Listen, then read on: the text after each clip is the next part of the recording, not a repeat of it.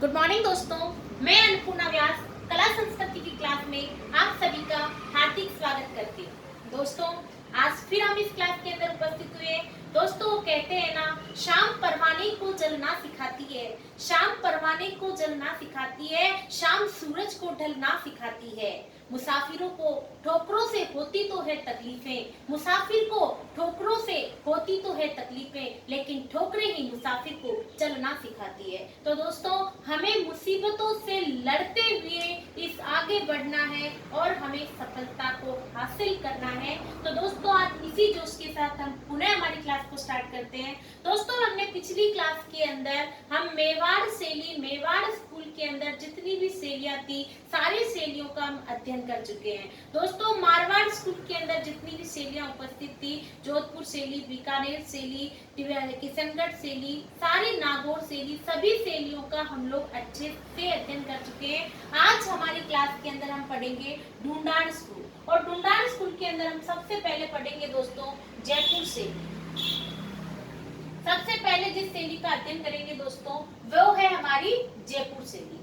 जयपुर शैली का जो प्रारंभिक काल दोस्तों माना जाता है, सबसे पहले इसको प्रोत्साहन, इसकी जो शुरुआत करी थी दोस्तों, वो जो काल माना जाता है, इसका प्रारंभिक समय महाराजा सवाई जयसिंह के शासनकाल से माना जाता है। प्रारंभिक समय जो माना जाता है दोस्तों, इसका प्रारंभिक काल जो माना जाता है, वो महाराजा सवाई जयसिंह के शासनकाल से माना जाता है। सवाई जयसिंह के शासनकाल से इसका प्रारंभिक काल माना जाता है, जिनका प्रारंभिक काल बताया जाता है सवाई जयसिंह का 1700 से लेकर 1743 ईस्वी के आसपास इनका शासनकाल बताया जाता है, और यह समय जयपुर शैली का प्रारंभिक काल माना जाता है। दोस्तों, सवाई जयसिंह ने इस शैली को बहुत प्रोत्साहन प्रदान किया। इस शैली को सर्वाधिक जो प्रोत्साहन दिया, इस शैली को प्रोत्साहन प्रदान किया, किसने किया दोस्तों? सवाई जयसिंह ने ही इस शैली को सर्वाधिक प्रोत्साहन प्रदान किया। लेकिन दोस्तों, इस शैली का जो स्वर्णकाल माना जाएगा, वह इस शैली का जो स्वर्णकाल मानेंगे, वो स्वर्णकाल हम लोग सवाई प्रताप सिंह के शासनकाल से माने जाएंगे। इस शैली का जो स्वर्णकाल माना जाता है, ये तो हमने माना था दोस्तों प्रारंभिक काल, जो स्वर्णकाल मानेंगे दोस्तों, वो मानेंगे हम सवाई प्रताप सिंह के शासनकाल से। सवाई प्रताप सिंह का शासनकाल इस शैली का स्वर्णकाल माना जाएगा, और जो सवाई प्रताप सिंह का स्वर्णकाल माना जाएगा, उसका शासनकाल होगा 1778 से लेकर 1803 ईस्वी के मध्य सवाई प्रताप सिंह का शासनकाल बताया जाता है, और इन्हीं का समय जो है वो चित्रकलाओं का स्वर्णकाल कहलाता है दोस्तों। स्वर्णकाल का मतलब होता है कि सबसे अच्छा समय। सवाई प्रताप सिंह ने दोस्तों 22 दरबार भी लगवाया था, जिसके अंदर विद्वानों का सम्मान किया जाता है, 22 विद्वान निवास करते थे। तो दोस्तों, सवाई प्रताप सिंह का शासनकाल भी बहुत अच्छा है। इनके शासनकाल में और भी बहुत सारी चीजों का निर्माण होता है। वो सारी जानकारी दोस्तों हम जब ढूंढाड़ पढ़ेंगे, जब हम जयपुर के शासकों को पढ़ेंगे, तब उसके अंदर हम ये सारी जानकारी लेंगे। तो सवाई प्रताप सिंह का शासनकाल चित्रकलाओं के लिए दोस्तों स्वर्णकाल माना जाता है, सबसे अच्छा काल माना जाता है। उसके बाद में दोस्तों हम देखते हैं कि जो जयपुर शैली है, इस जयपुर शैली के ऊपर मुगलों का सर्वाधिक प्रभाव पड़ा है। जयपुर शैली के ऊपर किसका? मुगलों का बिल्कुल भी प्रभाव राजस्थान की किस शैली पर नहीं पड़ा है दोस्तों? जैसलमेर शैली पर। ये चर्चा मैं पिछली क्लास में कर चुकी हूँ, लेकिन जयपुर शैली के ऊपर मुगलों का सर्वाधिक प्रभाव पड़ा है, और जैसलमेर शैली पर मुगलों का बिल्कुल भी प्रभाव नहीं पड़ा है। तो आपको दोस्तों केवल ये चीज ध्यान रखनी कि सर्वाधिक किस पर पड़ा है और बिल्कुल किस पर नहीं पड़ा है, क्योंकि सवाल यही बनेगा कि भाई बिल्कुल नहीं किस पे पड़ा? जैसलमेर शैली पे बिल्कुल नहीं पड़ा। सर्वाधिक किस पर पड़ा है? तो जयपुर शैली पर पड़ा है। तो इस तरीके से जैसलमेर शैली के ऊपर बिल्कुल नहीं पड़ा है। तो यहाँ पर लिखेंगे इस शैली पर, आप नोट्स भी साथ के साथ लिख सकते हैं दोस्तों, इस शैली पर मुगलों का सर्वाधिक प्रभाव पड़ा। इस शैली पर मुगलों का दोस्तों सर्वाधिक प्रभाव पड़ा है। ठीक है दोस्तों। उसके बाद में जो जयपुर शैली है, इसके ऊपर दोस्तों अभी आपके जो पिछले साल 2019 में जितने एग्जाम लगे थे, उसके अंदर एक क्वेश्चन उपस्थित था दोस्तों कि पुरुषों के चेहरे पर चेचक व चोट के निशान राजस्थान की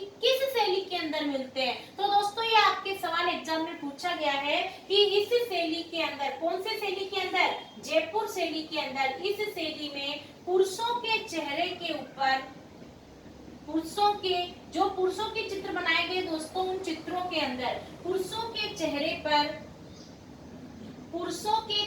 पर चेचक व चोट के निशान मिलते हैं। पुरुषों के चेहरे पर चेचक व चोट के निशान मिलते हैं। राजस्थान की किस शैली में मिलते हैं दोस्तों? ये जयपुर शैली के अंदर मिलते हैं। तो दोस्तों ये जयपुर शैली की हम थोड़ी सी बेसिक जानकारी लिए कि प्रारंभिक काल हम सवाई जय सिंह से मान रहे हैं। जयपुर के किस शासक ने चित्रकलाओं को सर्वाधिक प्रोत्साहन दिया है? सवाई जय सिंह ने दिया है। सवाई प्रताप सिंह का जो समय है दोस्तों वो जयपुर शैली के लिए स्वर्ण काल माना जाता है और मुगलों का जो सर्वाधिक प्रभाव पड़ा है वो जयपुर शैली पर पड़ा है। इस शैली में पुरुषों के चेहरे पर चेचक व चोट के निशान मिलते हैं। ठीक है दोस्तों, तो अब देखेंगे हम इस शैली की कुछ प्रमुख विशेषताएं। इस शैली की कुछ प्रमुख विशेषताएं देखेंगे दोस्तों। तो इन विशेषताओं के अंदर देखेंगे कुछ प्रमुख विशेषताएं। तो ये जो जयपुर शैली की विशेषताएं होगी दोस्तों, इसमें जयपुर शैली में सर्वाधिक जो रंग मिलता है वो कौन सा मिलता है दोस्तों? हरा मिलता है। जयपुर शैली के अंदर जो पक्षी मिलता है वो होता है दोस्तों मोर, और जो पशु होता है वो होता है घोड़ा। पशु होगा घोड़ा, और जो वृक्ष होते हैं दोस्तों वो पीपल और वट वृक्ष होते हैं। पीपल और वट वृक्ष के जो वृक्ष होते हैं उनके वृक्ष ही हमें जयपुर शैली के अंदर सर्वाधिक मिलते हैं। तो ये विशेषताएं भी हमें ध्यान रखनी है कि रंग कौन सा है दोस्तों? हरा। पक्षी कौन सा है दोस्तों? मोर। और यहाँ पर जो पशु मिल रहा है वो कौन सा है? घोड़ा। और वृक्ष कौन सा है? पीपल वट और वृक्ष का ही हमें पशु मिल रहा है। ठीक है दोस्तों, तो इसके साथ अब हम देखते हैं कि जयपुर शैली के अंदर जो पुरुषों की आकृति है वो कैसी मिलती है। पुरुषों की आकृति मतलब हम जो चित्र बनाते हैं उसमें पुरुष कैसे बनाए जाते हैं। तो पुरुषों के लिए हम देखेंगे कि जो जयपुर शैली के पुरुषों के चेहरे होते हैं ना दोस्तों, वो बिल्कुल साफ चेहरा होता है, बिल्कुल साफ चेहरा, और सिर पर खूंटेदार पगड़ी। जो ज्यादातर जो पुरुषों के चेहरे बनाए गए हैं उसमें मिलता है साफ चेहरा साफ चेहरा व सिर पर खूंटेदार पगड़ी। सिर पर खूंटेदार पगड़ी। ये राजस्थान की जयपुर शैली के जो पुरुषों की आकृति मिलती है वो यहाँ पर बताई जाती है। इसी के साथ दोस्तों जयपुर शैली के अंदर जो महिला आकृति मिलती है, जयपुर शैली में जो हमें महिला आकृति मिलती है उनके कैसा चेहरा होता है? महिलाओं का चेहरा अंडाकार होता है दोस्तों। तो अंडाकार चेहरा, अंडाकार चेहरा, अंडाकार चेहरा, मछली जैसी आंखें, मछली जैसी आंखें, अंडाकार चेहरा, मछली जैसी आंखें, तिलक लगाए हुए, तिलक लगाए हुए और जूतियां पहने हुए, जूतियां पहने हुए।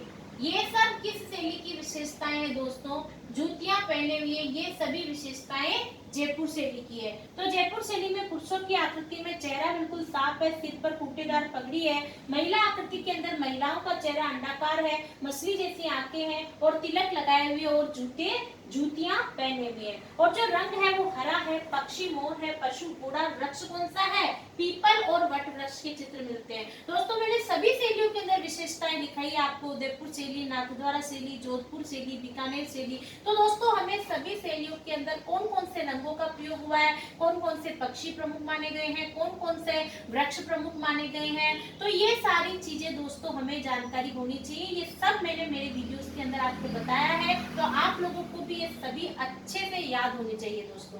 ठीक है दोस्तों, आगे चलते हैं अपन। तो जयपुर शैली के अंदर विशेषताएं देखने के बाद देखेंगे हम जयपुर शैली के प्रमुख चित्रकार। ठीक है दोस्तों,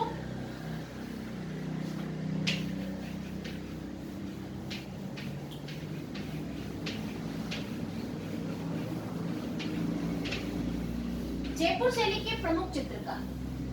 जयपुर शैली के प्रमुख चित्रकार भी एग्जाम में कई बार पूछे जाते हैं दोस्तों। जयपुर शैली के चित्रकार के अंदर सबसे पहले दिखेंगे हम शालिग्राम,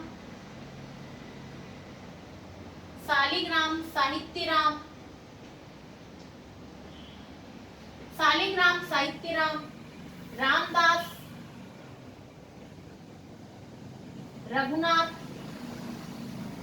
रघुनाथ और गंगाधर। ये जितने भी चित्रकारों के नाम है दोस्तों, ये सभी चित्रकार जो है वो जयपुर शैली से संबंधित है। इसके बाद में देखते हैं दोस्तों, प्रमुख चित्रकारों के बाद में इन्हीं और भी चित्रकार हैं जिन्होंने कुछ स्पेशल काम किए हैं, जैसे कि साहिब राम। दोस्तों एक है साहिब भीम, जिसको कि हम उदयपुर शैली के अंदर पढ़ते हैं, और साहिब राम है जिसे हम जयपुर शैली के अंदर पढ़ते हैं। तो दोस्तों साहिब राम, इसने ईश्वरी सिंह का आदमकद चित्र बनाया। इसने ईश्वरी सिंह का आदमकद चित्र बनाया। इसने ईश्वरी सिंह का आदमकद चित्र बनाया। यह किस शैली के अंदर है दोस्तों? हमारे पास में जयपुर शैली में। उसके बाद में दोस्तों यहाँ पर एक है मोहम्मद शाह है।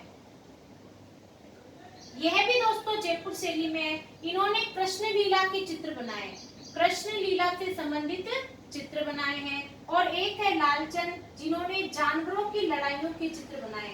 लालचंद जिन्होंने जानवरों की लड़ाइयों के चित्र बनाए। तो दोस्तों इस तरीके से यह जयपुर शैली के प्रमुख चित्रकार हैं, लड़ाइयों के चित्र बनाए। यह भी प्रमुख है दोस्तों। इनमें से कई बार चित्रकारों के नाम आपके पास में एग्जाम में उपस्थित थे। तो दोस्तों जयपुर शैली के प्रमुख चित्रकार कौन है? शालिग्राम, साहित्यराम, रामदास, रघुनाथ और गंगाधर। साहिबराम, इसने ईश्वरी सिंह का आदमकद चित्र बनाया। मोहम्मद शाह, इसने कृष्ण लीला के चित्र बनाए। लालचंद, इसने जानवरों की लड़ाइयों के चित्र बनाए। आगे देखते हैं दोस्तों हम। तो जयपुर शैली के अंदर चित्रकारों के नाम देखने के बाद में हम जानकारी लेंगे जयपुर शैली की कुछ प्रमुख, कुछ छोटी मोटी विशेष बातें, कि एक जयपुर के अंदर सिसोदिया रानी का बाग उपस्थित है दोस्तों, जिसका निर्माण सवाई जयसिंह के समय का बताया जाता है। सिसोदिया रानी का बाग, सिसोदिया रानी का बाग कहाँ है दोस्तों? जयपुर में है। तो सिसोदिया रानी का बाग जो महल है, इसके अंदर सिसोदिया रानी का रानी बाग में बाग जो कि भित्ति चित्रों के लिए प्रसिद्ध माना जाता है। किसके लिए प्रसिद्ध माना जाता है दोस्तों? भित्ति चित्र का मतलब होता है दीवार पर बनाए गए चित्र। हस्तकलाओं में भी पढ़ेंगे हम ये जानकारी, जो कि भित्ति चित्र के लिए प्रसिद्ध माना जाता है, भित्ति चित्र के लिए प्रसिद्ध है। उसका निर्माण सवाई जयसिंह ने करवाया। किसने करवाया इसका निर्माण? सवाई जयसिंह ने करवाया। दूसरी बात दोस्तों, जयपुर शैली के चित्रकार जिस स्थान पर चित्र बनाते हैं, जयपुर के चित्रकार जिस स्थान पर चित्र बनाते हैं दोस्तों, वह स्थान सूरता खाना कहलाता है। जयपुर के चित्रकार जिस स्थान पर चित्र बनाते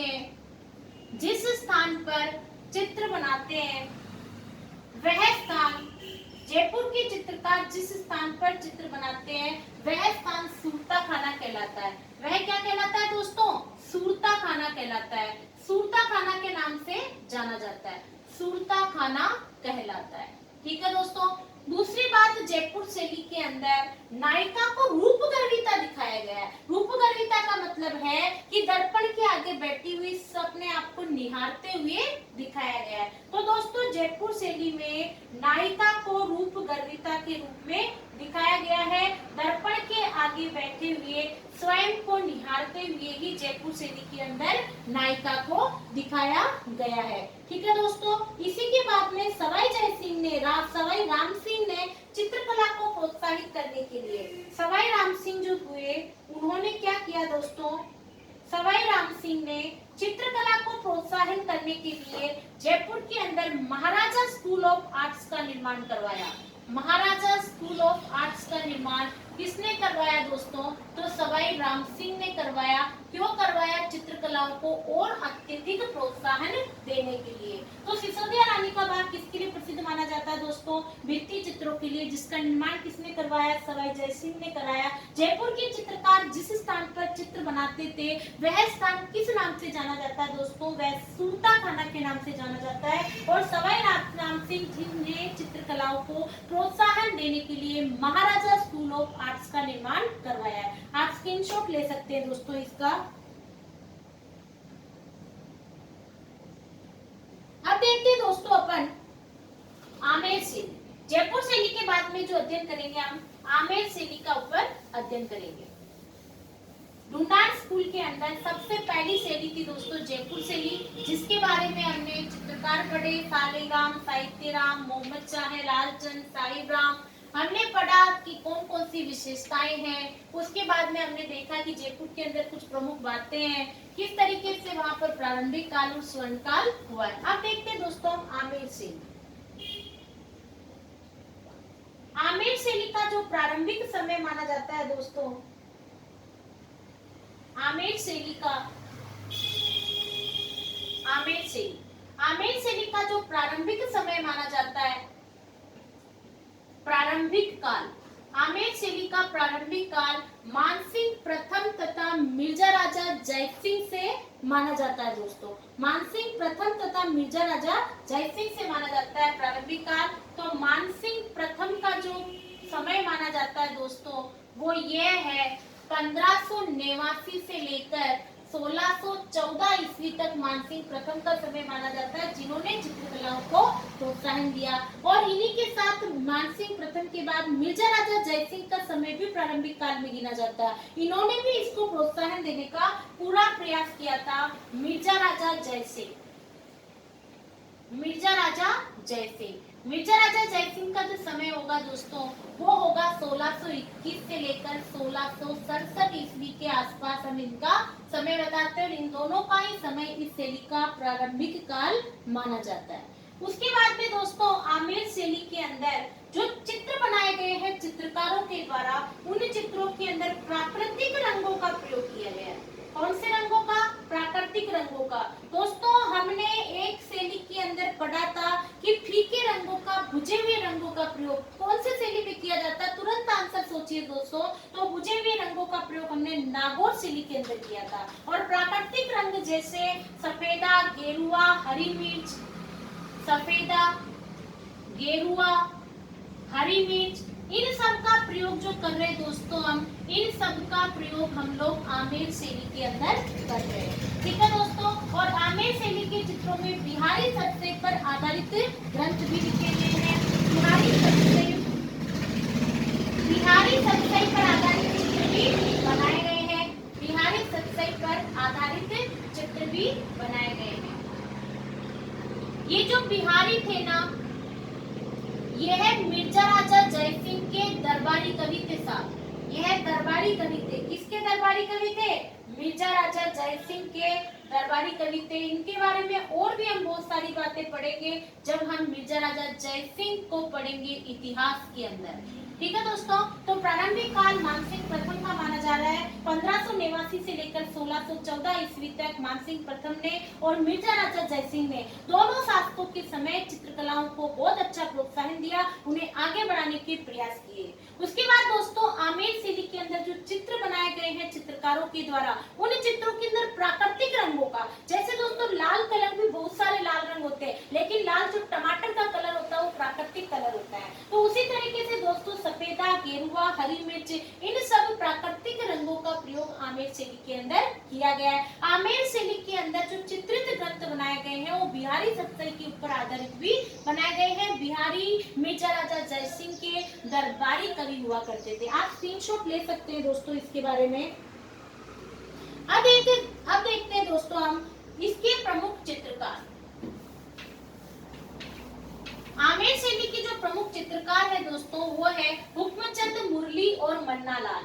हुक्मचंद, मुरली,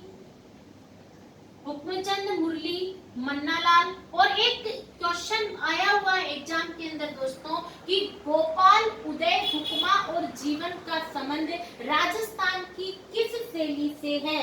गोपाल उदय हुक्मा और जीवन का संबंध, ये आपके एग्जाम के अंदर क्वेश्चन उपस्थित था। गोपाल उदय हुक्मा और जीवन का संबंध, हुक्मा और जीवन का संबंध राजस्थान की किस शैली से है?